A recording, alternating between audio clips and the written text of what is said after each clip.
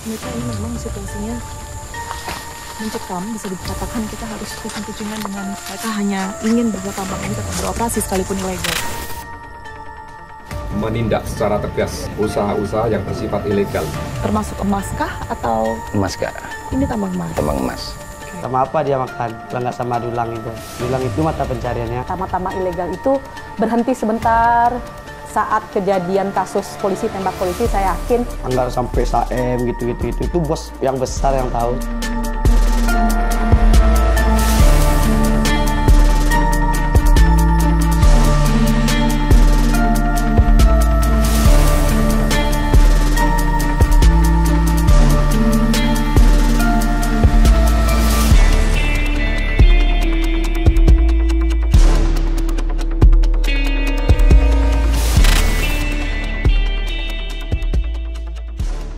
Menindak secara tegas usaha-usaha yang bersifat ilegal.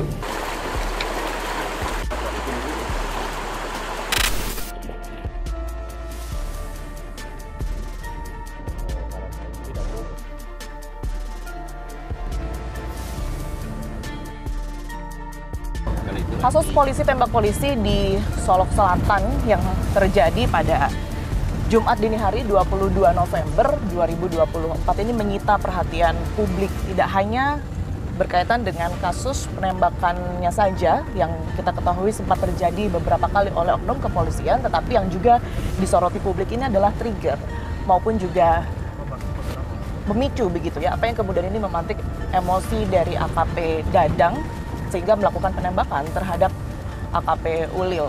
Beredar informasi yang juga kami dengar bahwa ada dugaan kasus tambang legal, pemirsa, yang melatar belakangi kasus ini. Lantas, apakah betul ada praktik tambang ilegal yang kemudian ini melibatkan aparat dan seperti apa sebenarnya kondisi di lapangan, kondisi di Kabupaten Solok Selatan yang disebut-sebut sebagai bumi emas lantaran maraknya aktivitas tambang di sini. Saya Tiara Harhab, Anda menyaksikan fakta.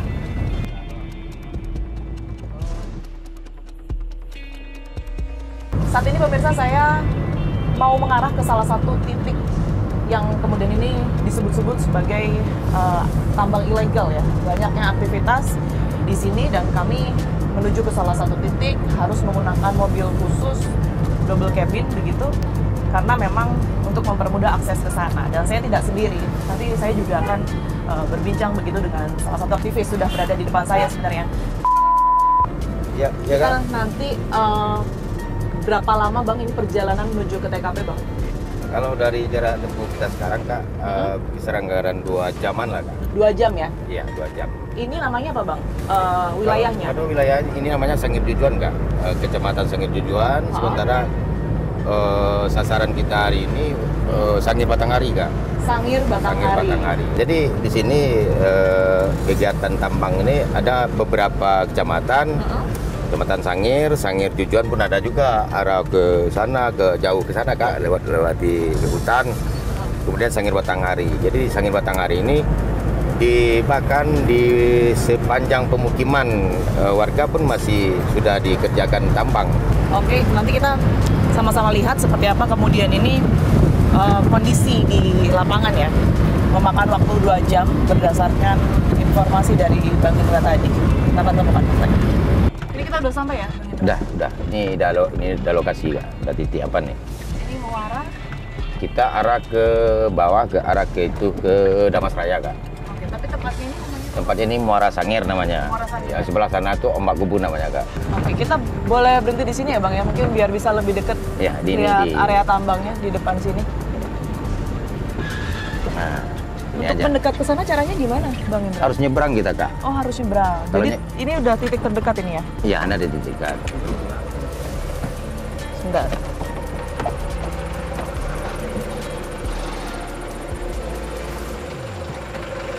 Oke. Nyebrangnya dari mana, Bang? Nyebrangnya kan situ ada pemukiman orang. Jadi Oh, kalau ada pemukiman kita kita pingin nyebrang diteriakin aja orang tuh. Jadi kalau misalnya sebelumnya ada pekerja, mereka dari sana juga? Ya. Dari sana? Orang ini kan tinggalnya di sini nih, apanya. Itu pondok-pondok banyak kan. Tapi kalau di area ini memang biasanya sepi seperti ini atau sejak kapan Bang para penambang ini nggak ada di lokasi?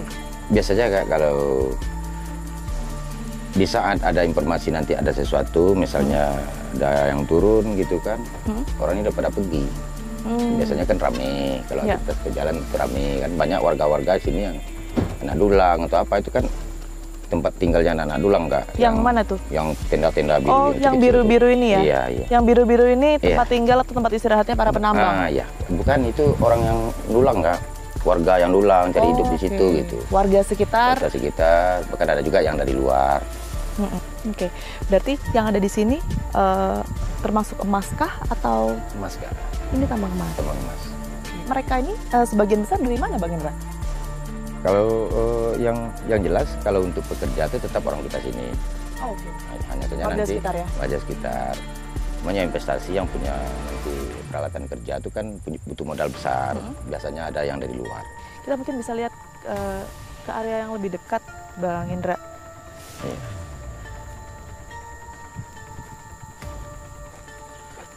Ini aliran sungai ya Bang Ini ya? sungai-sungai kecil Kak. Dampaknya Bang setelah adanya penambangan ini yang mungkin bisa dilihat secara kasat mata gitu ya, Iya. secara langsung oleh warga. Apa aja Bang? Kalau buat warga hari ini namanya masyarakat awam, mereka tuh nggak paham tentang dampak. Pada intinya dia pikir dan dia prioritaskan soal terkait ekonomi. Jadi masyarakat tempatan seputaran tambang-tambang yang ada di sini kan, mereka terlalu menumpangkan hidup sama kegiatan tersebut, kayak dulang, kayak apa gitu. Jadi kan. mayoritas semua warga sekitar di sini Boleh dikatakan seperti itu Kak. membantu Terbantukan, tambang ilegal dengan terbantukan orangnya secara ekonomi gitu. Kok dengan ada kegiatan dia bisa numpang hidup di situ, itu aja kan.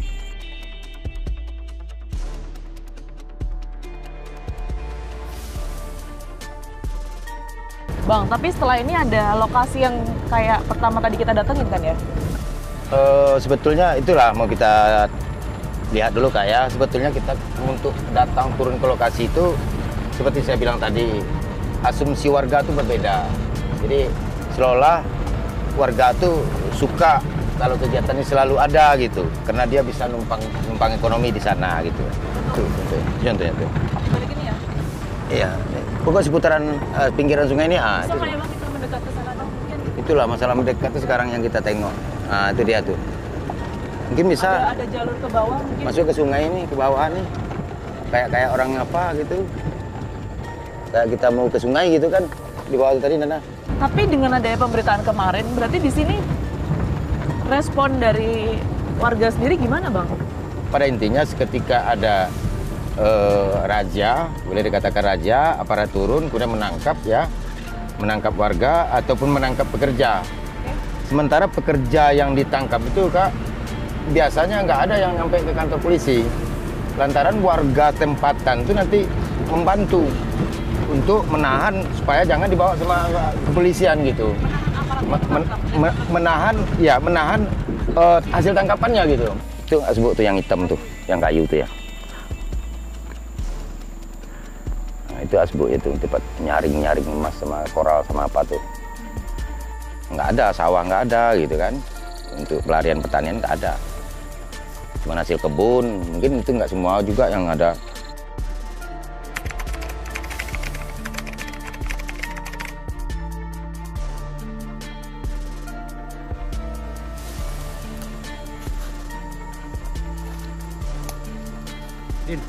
Ada.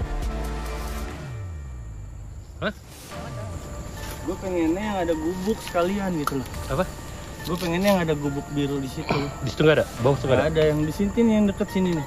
Iya, yang deket sini nih. Oh, bukan.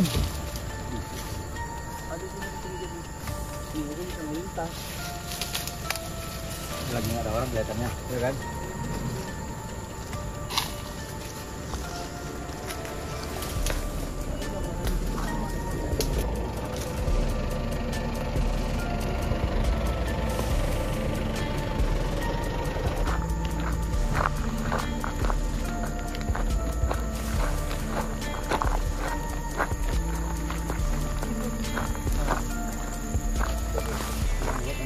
Banyak kamera Bang.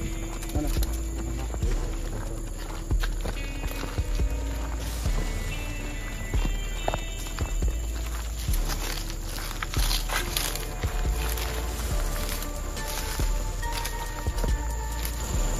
Oke, kita ini sedang mencari ya titik terdekat dari jalan menuju ke lokasi tambang karena memang pergerakan kami di sini sangat terbatas. Kami meminta tolong untuk tim bisa mengecek terlebih dahulu ke bawah.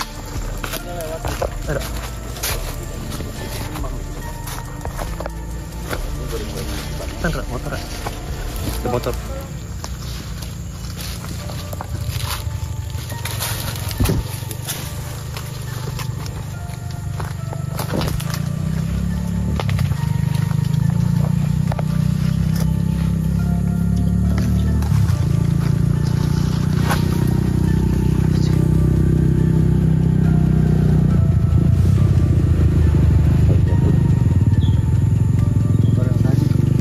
Lihat sini deh. Lihat sini. Iya. Kalau mau cepet aja. Lu pakai ini. Bikin aja dulu backup aja.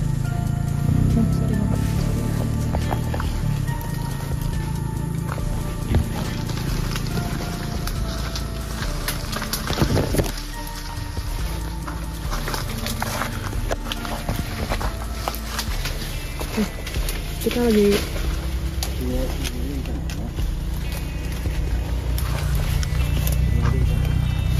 Coba tengok.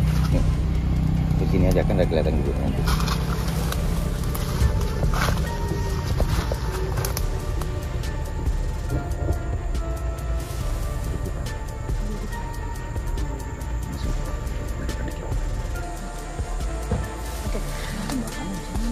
kami sekarang sedang ada di bawah jalanan yang bisa dilintasi oleh warga. Memang pergerakan di sini sangat terbatas karena situasinya Jembatannya perlu dijaga, masih sangat sensitif isu mengenai tambang di sini karena seperti yang tadi kita dengar bahwa banyak warga yang kemudian menggantungkan hidupnya dengan adanya tambang ilegal di sini.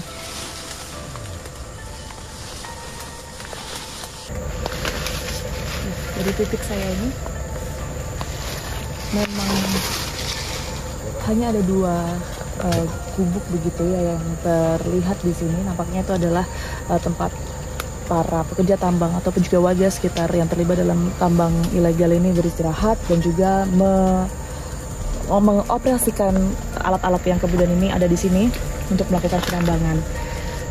Kami tidak bisa menunjukkan lebih dekat pemirsa karena memang seperti yang tadi sudah disinggung, area di sini memang masih sangat sensitif berkaitan dengan isu tambang ilegal ini. Dan warga pun juga banyak yang kemudian ini menggantungkan hidupnya dengan perekonomian melalui tambang emas ilegal ini. Tapi yang jelas, kalau tadi dilihat dari atas jembatan, area ini memang cukup besar dan ini tidak hanya satu titik saja, tersebar di sekitaran aliran sungai. Itulah mengapa aliran sungai tersebut ini terus-terusan dikeruk untuk kemudian ini mengambil bahan emas yang terkandung di dalamnya, begitu.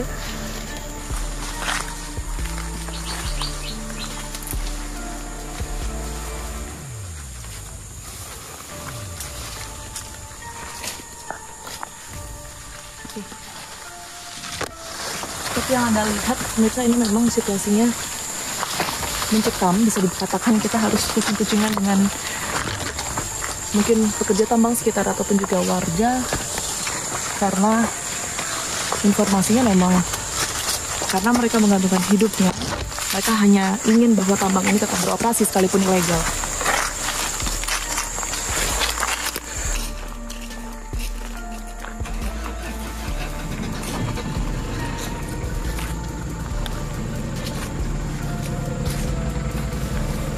Kita coba untuk kembali menyusuri jalanan ini, melihat bekas-bekas dari aktivitas tambang yang pernah ada.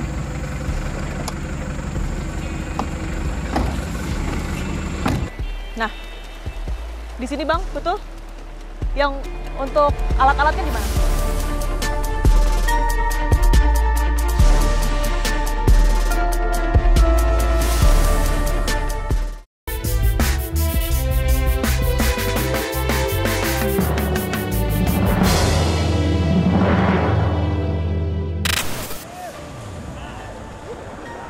Nggak perlu kencang sih, kalau santai aja. Santai aja bang, santai aja bang.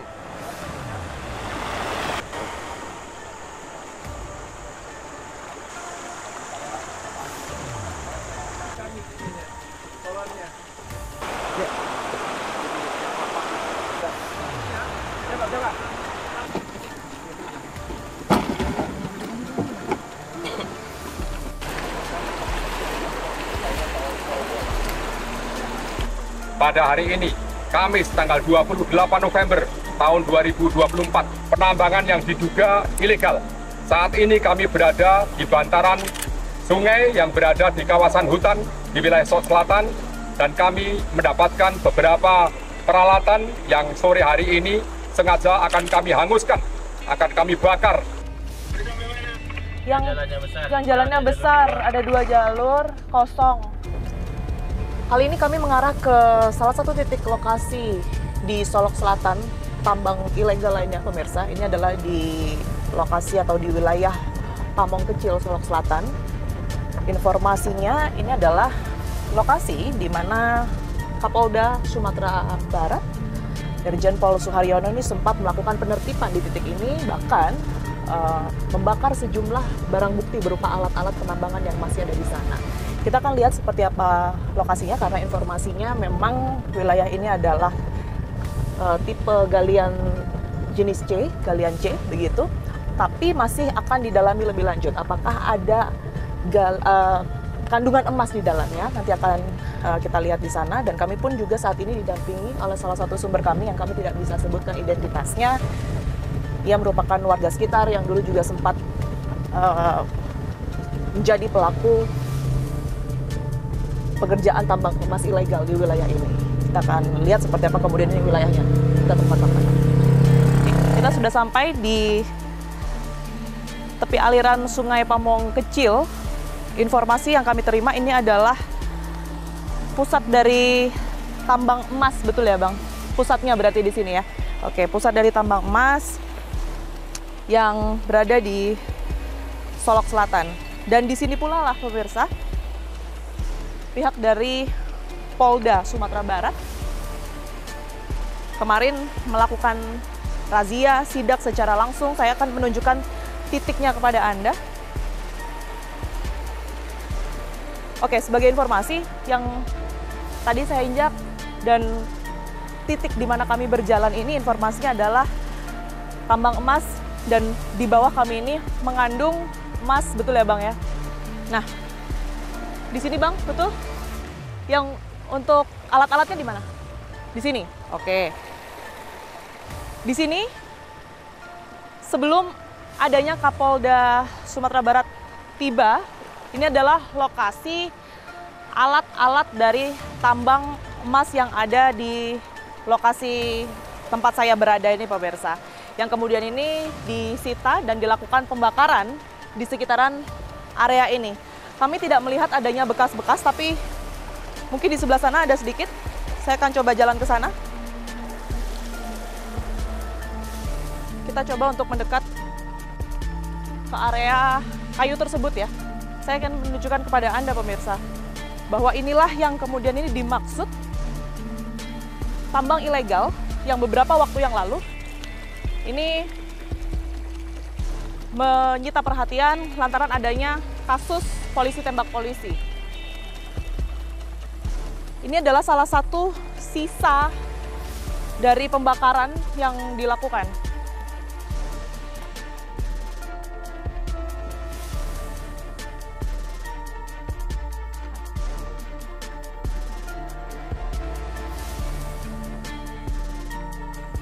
Inilah titik yang kemudian coba untuk disita ya oleh pihak kepolisian.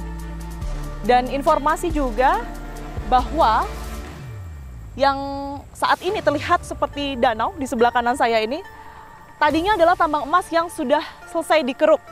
Sudah digali semua, Anda bisa bayangkan ini betapa luasnya ya area ini. Memang tadi di awal saya masuk ini masih ada sisa-sisa dari tumpukan tanah yang kemudian jika digali itu menghasilkan kekayaan alam emas, tetapi yang di area ini sudah tidak terlihat lagi.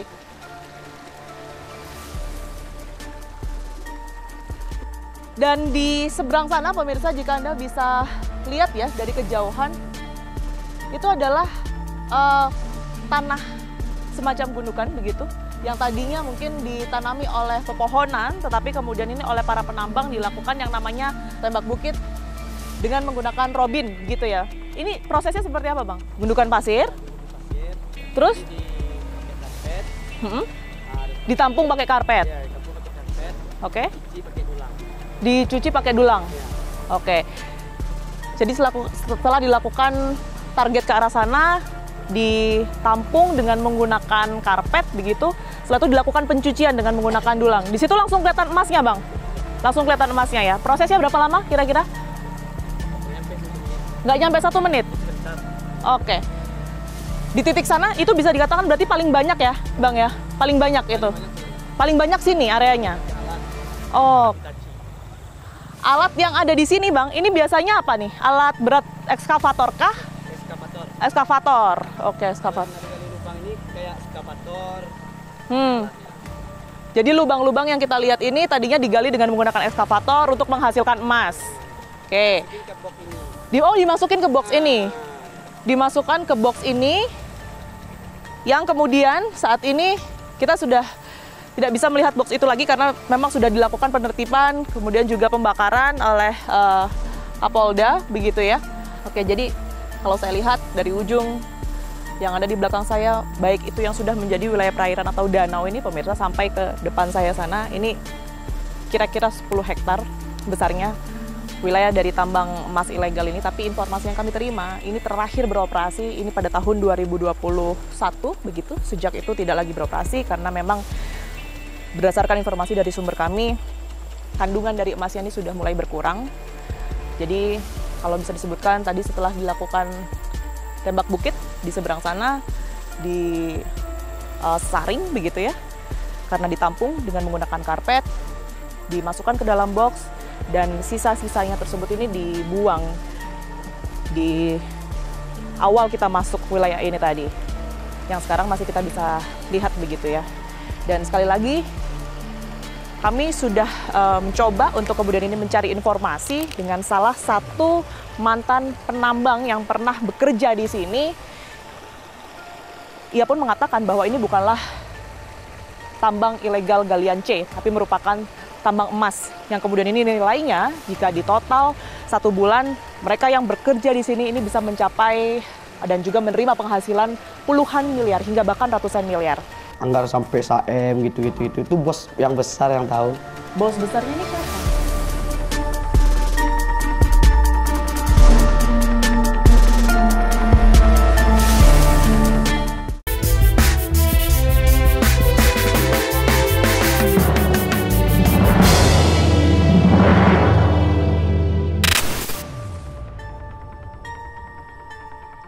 Menindak secara tegas usaha-usaha yang bersifat ilegal.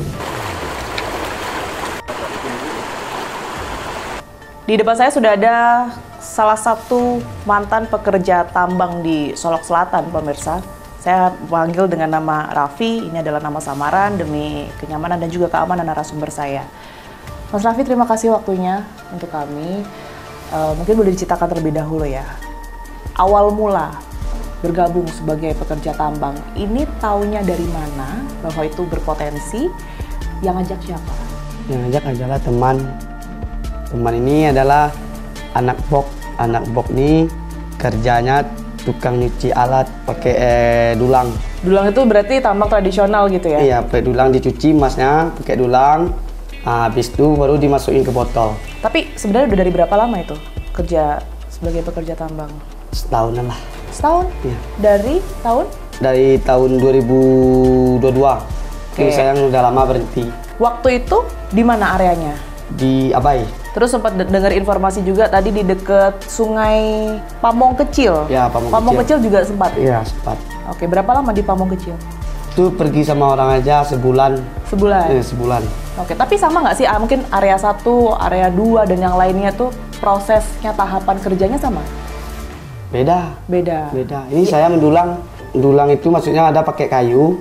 Nah, di dulangnya pakai kayu itu, habis itu di pasiran ini diambil.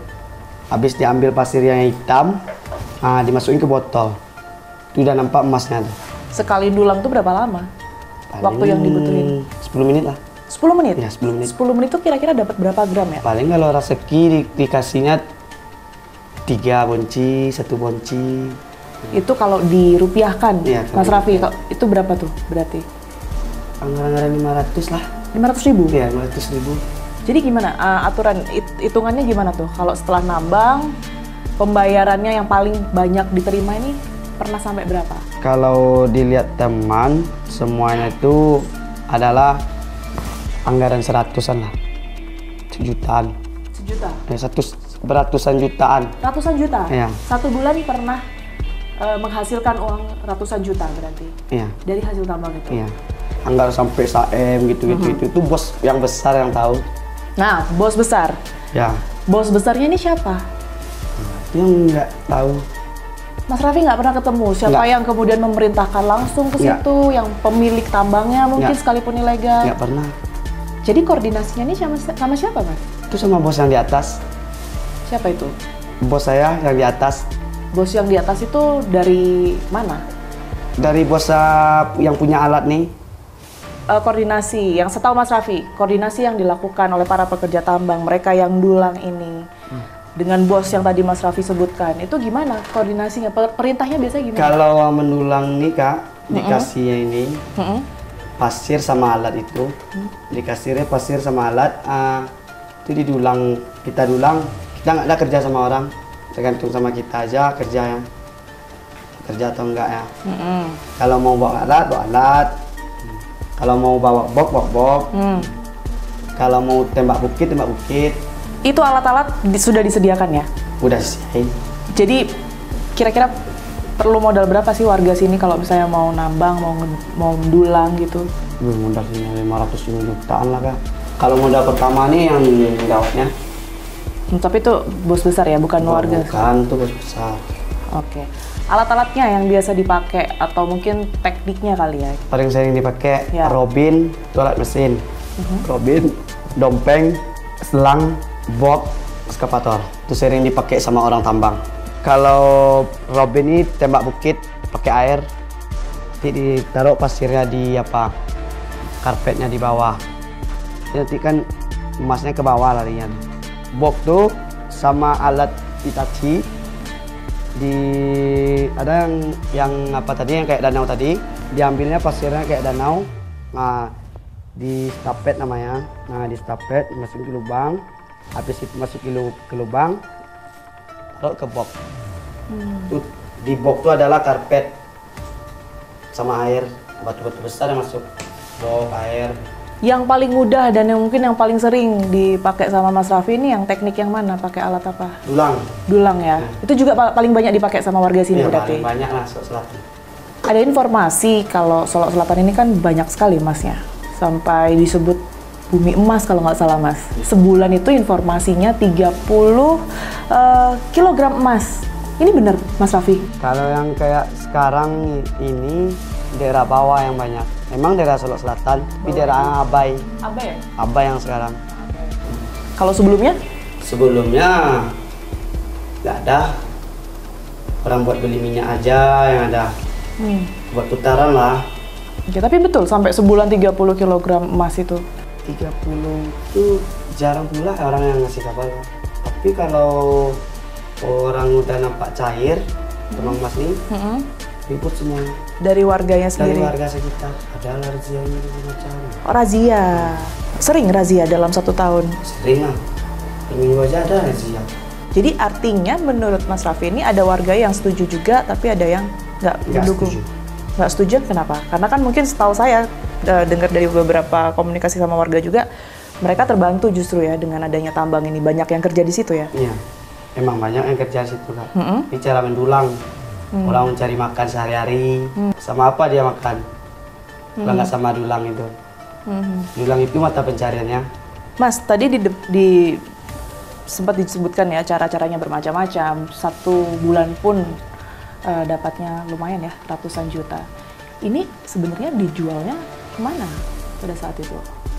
Ke toko emas.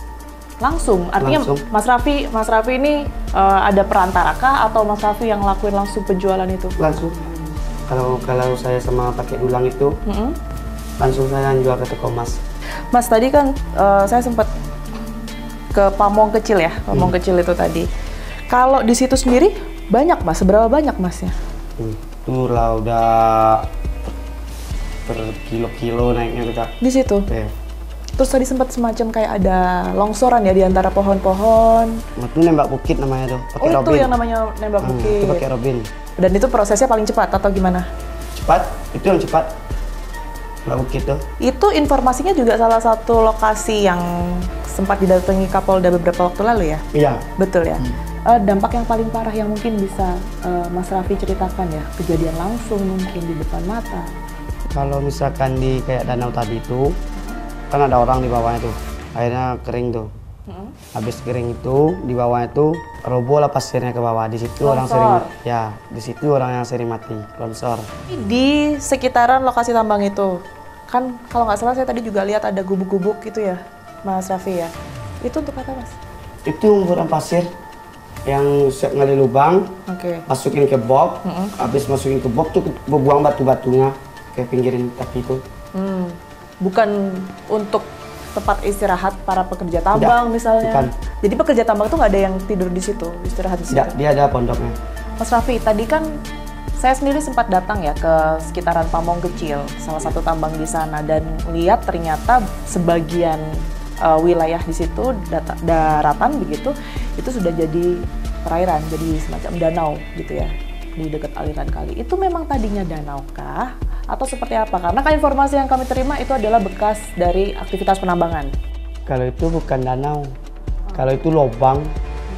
Pertamanya lubang itu adalah hutan, bukit.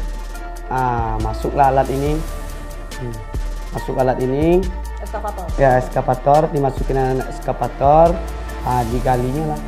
Tapi rusak semuanya. Di sekitaran itu ya? Ya, gitu. Sampai pada akhirnya jadi danau, perairan itu karena ada cekungan itu? Iya, kena lubang itu. Udah banyak airnya mengumpul.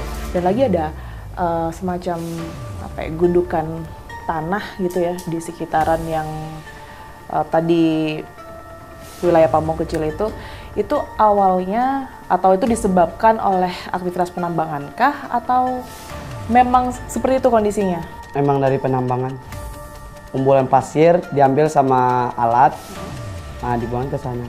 Jadi itu salah satu yang merusak dan juga dampak di situ juga nggak sih? Iya, itu harus merusak di banyak. Yang bekerja di area tambang ilegal ini kan nggak hanya dari mereka yang mendulang aja ya, bukan hanya warga sekitar saja. Ada yang mungkin memerintahkan, yang berinvestasi ke alat mungkin. Nah ini ada dana koordinasi yang mungkin Mas Raffi tahu nggak sih? Kalau anak dulang nggak ada dana koordinasi. Nggak ada. Kalau alat itu ada. Kalau alat itu besar-besar koordinasinya. Sampai 500 jutaan lah kalau alat. Kemana itu Mas?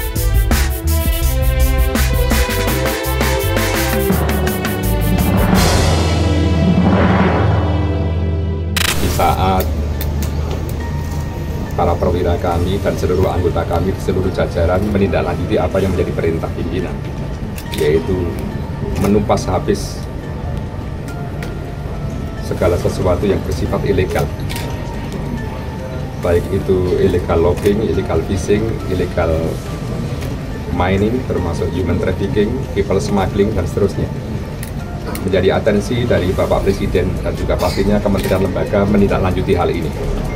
Oleh karenanya sudah saya perintahkan seluruh jajaran untuk menertibkan, bahkan untuk menindak secara tegas sesuatu usaha-usaha yang bersifat ilegal. Satu di antaranya adalah illegal mining. Tentunya dalam hal ini kita tidak akan berharap terjadi lagi. Pastinya juga ini yang terakhir terjadi, dan ini justru untuk memberikan shock terapi juga bagi yang lain.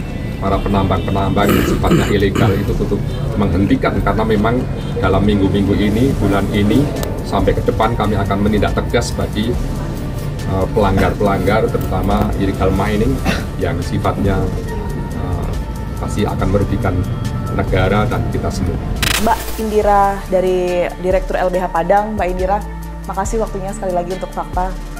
Baik, Mbak Indira, belakangan ini ramai sekali dibahas berkaitan dengan keterlibatan aparat ya. Diduga keterlibatan aparat dalam praktik tambang, khususnya di wilayah Solok Selatan. Nah, ini dari LBH sendiri menyorotnya seperti apa, Mbak Indira? Ya, memang ini bukan suatu hal yang buat kita kaget. pertama, karena itu memang berdasarkan hasil investigasi kita di yang lalu-lalu, wilayah Solok Selatan itu termasuk menurut kami di LBH ya, satu wilayah yang memang aktivitas tambang ilegalnya ataupun illegal loggingnya itu masif ya. Jadi memang di Solok Selatan banyak spot-spot yang kita tahu itu banyak tambang ilegal. Rata-rata itu ada di dalam hutan ataupun daerah aliran sungai, dan kami yakin bahwa nggak mungkin itu nggak diketahui polisi, tetapi tambang itu selalu hidup, selalu beraktivitas, dan banyak putaran uang yang beredar di situ. Sehingga beberapa kali hasil investigasi kami, misalnya mereka mengatakan ada setoran-setoran tertentu yang diberikan mulai dari tingkat pemerintahan terendah hingga kemudian juga pada aparat kepolisian. Semacam dana koordinasi seperti itu? Seperti itu, kalau berdasarkan bebeberapa catatan dari warga bisa 35-50 ya, satu payung. 35-50? Sampai 50 juta, satu payung. Oke. Jadi setor per bulan, dan itu yang membuat mereka merasa terproteksi ya terus-terusan, dan bahkan beberapa hasil yang kami temukan ada keterlibatan aparat juga misalnya dalam supporting BBM ke dalam. Ini gitu. bisa dipertanggungjawabkan ya Mbak Indira, Iya, data-data dari LBH tersebut? Memang beberapa hasil investigasi ini sebenarnya sudah kami laporkan ya, karena sejak 2017 bersama GNPSDA kami mendorong proses pencabutan izin-izin tambang bermasalah di Sumatera Barat. 26 izin tambang kami gugat dan alhamdulillah waktu itu menang, dan 21 izin tambang itu sudah dicabut di tahun 2019 sebenarnya. Tetapi tetap saja tambang ilegal itu berhenti sebentar. Saat kejadian kasus polisi tembak polisi, saya yakin aktivitasnya pasti mereda ini, karena akan ada rekondisi yang diciptakan, dan kemudian akan muncul kembali beberapa waktu begitu, dan itu merusak air kita, merusak hutan kita, dan merusak berbagai sumber daya kehidupan masyarakat di Tapak. Dari hasil investigasi LBH, aparat-aparat ini siapa sebenarnya, dan kemudian ini perannya sudah sejauh apa Mbak Indira? Karena kan kita ketahui kalau tadi berkaitan dengan data dari LBH sudah dari tahun 2017, ini juga bukan hal baru. Mereka semacam on off, kalau seandainya ada sidak atau disoroti mereka. Pertama biasanya mereka akan mengatakan itu tambang rakyat ya. Kami tidak percaya itu tambang rakyat, karena faktanya yang kami temukan, satu, banyak aktivitas eskavator di dalam. Sehingga kami mengidentifikasikan tidak tambang rakyat, ada yang pakai eskavator, sangat banyak pakai eskavator, ada yang menggunakan dompeng, dan kemudian ada juga yang kemudian memang biasanya yang kecil-kecil mendulang begitu. Memang ada serata-serata di situ begitu. Tetapi yang kami lihat bahwa ini situasinya kami perhatikan memang kolaborasi begitu. Kami tidak percaya misalnya hanya rakyat saja membuat lubang-lubang sedalam itu begitu, karena sumber daya yang diberikan itu sangat banyak ya, termasuk eskavator kan satu hari saja berapa sewa eskavator, kan nggak murah ya. Paling rakyatnya dapat yang ngedulang kecil-kecil itu Mbak, dan beberapa sih ibu-ibu juga yang kami lihat ya. Dan di spot di Solo Selatan itu banyak spot tempat mereka, terutama beberapa hulu ya, hulu das Batanghari, dan itu sampai ke daerah Damasraya dan kemudian juga lanjut ke Jambi begitu. Jadi ramai sekali wilayah jajaran sungai itu penuh dengan aktivitas tambang ilegal, dan itu yang selalu diangkat ya. Dan ini hanya momentum saja. Polisi tembak polisi itu hanya momentum karena ada situasi gesekan begitu internal, dan hal ini kemudian menguak kembali masalah tambang-tambang ilegal di Sumatera Barat. Tapi pertanyaannya, kenapa, siapa pembacking-nya? Kalau misalnya tidak ada orang yang membacking, lalu kenapa dia selalu hidup begitu? Baik. Nah, kemarin kami sempat turun ke lapangan Mbak Indira, dan kemudian ini menemui adanya keluhan-keluhan warga yang memang sih bukan di tambang yang kemudian mengandung emas, tapi hanya di galian C begitu. Mereka hanya mendapatkan semacam pasir dan juga batu setiap harinya, dan mereka mengeluhkan kenapa sih kok ini tidak dilegalkan saja. Toh juga kalau misalnya mereka berada di sekitaran aliran sungai, dampaknya tidak akan sebesar mereka yang menggali emas begitu ya. Mungkin tidak. Apa yang kemudian diinginkan oleh masyarakat sekitar, karena mereka juga diketahui menggantungkan kehidupan mereka pada penambangan tersebut ya, ini kemudian bisa dilegalkan begitu, atau bahasa mereka dirapihkan. Iya, kan kita harus ini ya, untuk mengurus itu mesti mengajukan izin dan kemudian harus dilihat aspek lingkungannya. Kan kita nggak hanya berpikir soal aspek ekonominya. Memang tidak saya pungkiri ya, di beberapa masyarakat di Solok Selatan, kita juga punya budaya sebenarnya untuk menambang itu, tapi skalanya dulu kecil dengan cara mendulang dan tidak dengan skala yang besar, dan mereka tetap bertani gitu. Jadi memang ada sejarah itu di Sumatera Barat, terutama Solok Selatan. Tapi dulu itu nggak pakai raksa. Sekarang kita tuh pakai raksa. Dan aliran sungai itu penuh dengan raksa-raksa yang kemudian akan tertumpuk di suatu tempat yang dia akan meracuni, dan sepanjang aliran sungai itu akan diracuni. Nah, makanya kami pun dari LBH pun ingin mendorong tambang rakyat pun kami ragu. Kenapa? Tambang rakyat kok malah merusak lingkungan? Kan kita juga tidak bisa ya membenarkan bahwa ada aktivitas ekonomi yang merusak lingkungan gitu. Oke, baik Mbak Inira, terima kasih banyak atas pandangannya. Sehat selalu, kita temukan fakta selanjutnya. Dari data yang kami temukan di lapangan, praktik tambang ilegal di Solok Selatan memang marak dilakukan. Hampir seluruh warga sekitar menggantungkan hidupnya pada aktivitas tambang, sekalipun sebagian besar ilegal. Warga berharap izin tambang ilegal dapat dikaji ulang untuk mencari solusi agar wilayah pertambangan rakyat tetap ada dan dikelola rakyat secara legal. Saksikan terus fakta setiap hari Senin pukul 20 waktu Indonesia Barat, hanya di TV One.